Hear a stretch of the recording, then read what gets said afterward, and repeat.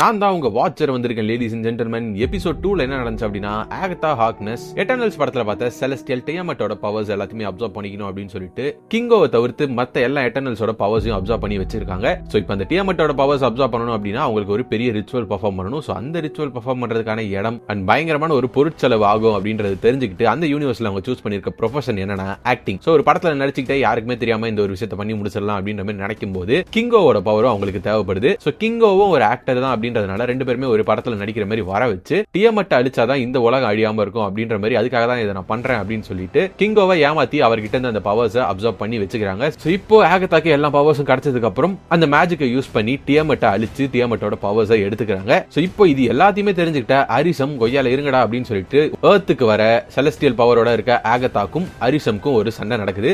அந்த சண்டையில ஆகதா அவங்களோட வில்லத்தனமான மூலையை வச்சு அரிசமையும் போட்டு தள்ளி அவரோட பவர்ஸையும் எடுத்துக்கிறாங்க. சோ இப்போ ரெண்டு செலஸ்டியலோட பவர்ஸோட இருக்கக்கூடிய ஆகதா உலக மக்கள் எல்லாருக்குமே ட்விஸ்ட் கொடுத்து எல்லாருமே என் முன்னாடி மண்டிடுங்க, இந்த உலகத்தையே நான் மாத்த போறேன் அப்படின்ற மாதிரி பேசிட்டு இருக்கும்போது கிங்கோ உள்ள பூந்து இந்த உலகத்துல சினிமாவை தவிர்த்து வேற எந்த ஒரு மேஜிக்குமே பெருசு கிடையாது அப்படின்ற மாதிரி பேசியே ஆகதா ஹார்க்னஸ கிங்கோ திருத்திடுறாரு.